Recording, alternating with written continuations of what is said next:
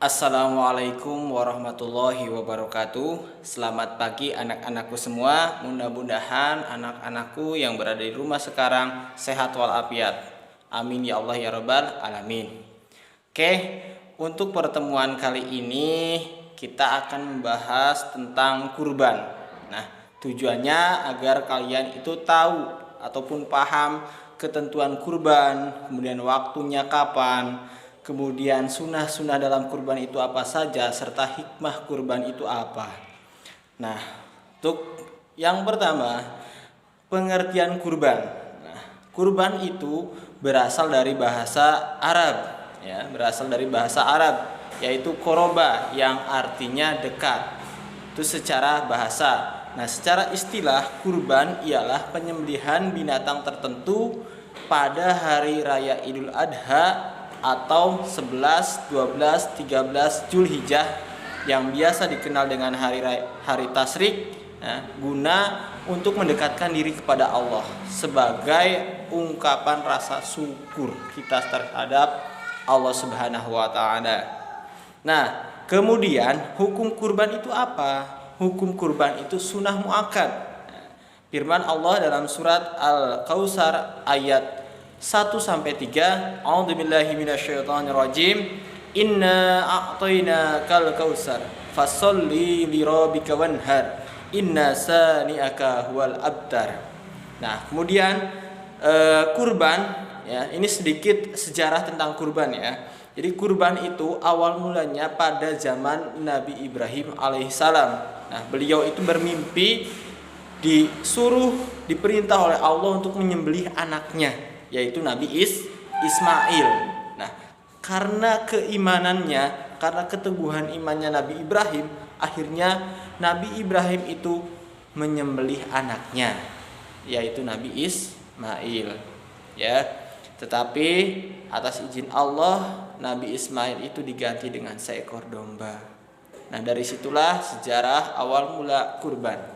Nah, kemudian hewan kurban. Nah, tentunya tidak semua hewan itu bisa dijadikan kurban, ya. Itu ada syaratnya, ada ketentuannya. Nah, kemudian jenis hewan kurban yang boleh disembelih yaitu kalangan bahimatul al-an'am atau hewan yang diternakan, ya, yang diperah susunya, yang dikonsumsi dagingnya, semacam onta, kemudian kerbau, sapi, kambing. Nah, kemudian syarat hewan kurban. Nah, syaratnya itu apa saja? Yang pertama yaitu cukup umurnya, ya, cukup umurnya. Unta itu sekurang-kurangnya 5 tahun, kemudian kerbau atau sapi itu 2 tahun, kambing 2 tahun, dan domba 1 tahun. Nah, selanjutnya tidak dalam kondisi cacat. Jadi hewan yang dikurbankan atau yang dijadikan hewan kurban itu tidak boleh yang cacat, ya, tidak boleh cacat. Tuh.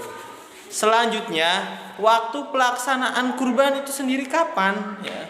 Waktu pelaksanaan kurban itu boleh pada tanggal 10 Zulhijjah atau hari raya Idul Adha. Boleh juga pada tanggal 11, 12, 13 Zulhijjah atau biasa dinamakan hari tasyrik. Nah, kemudian apa saja sunnah-sunnah dalam melaksanakan penyembelihan kurban? Yang pertama, itu disembelih oleh orang yang berniat kurbannya itu, ya. Jadi disembelih oleh pemilik ataupun yang berniat melakukan kurban. Nah, kemudian yang kedua, disyariatkan bagi yang kurban itu bila telah masuk bulan Zulhijjah, ya, untuk tidak mengambil rambut dan kukunya.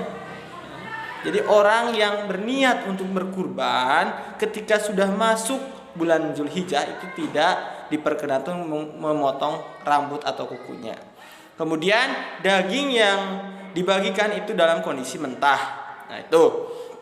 Nah, kemudian penyembelihan hewan kurban atau pengurusnya itu boleh menerima daging kurban, akan tetapi daging kurban itu tidak boleh dijual.